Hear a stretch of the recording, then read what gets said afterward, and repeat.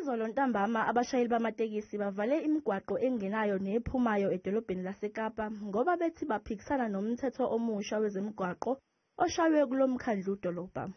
Lo mthetho unika amaphoyisa imvume yokubopha izimoto uma zingakulungele ukuba semgwaqeni, uma zingenawo ama-number plate afanele kanye nama-license disc angakaphelelwa isikhathi, noma uma umshayeli engenazo izincwadi zokushayela ezisemthethweni. Isiteleka asiphethanga kahle ngoba kugcine sekubanjwe ngezihluthu. Emva kokuthi abashayeli beshiye izimoto emgwaqeni kwaba nesiminyaminya. Kepha amaphoyisa agcine ebophela amatekisi. Amalungu amaninzi abezitekisini aziluzile ibhizinesi lakhe. Ndithetha nje nawe ngoku imoto zamalungu eziresponsisiweyo ngenxa kaJB Smith uzotsho ngoku yi-408.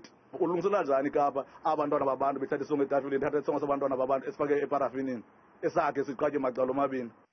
I-EFF eKapa ithi lo mthetho ngenye yezindlela zokucindezela abebala elimpisholo. There are two type of response when it comes to the city of Cape Town led by JP Smith, which we all know he is a racist and there is a racist approach when it comes to the matters of taxi owners. Kodwa umasipala uyakuchitha lokho.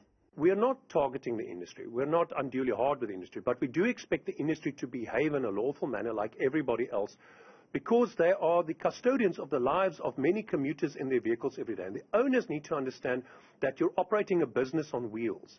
And that business on wheels requires you to be responsible, to choose responsible drivers who are licensed, for your vehicle to be roadworthy, for the driver not to have outstanding warrants of arrest for previous offences, and for the driver to conduct himself in a professional manner on the road. And if that doesn't happen, we are obligated to act.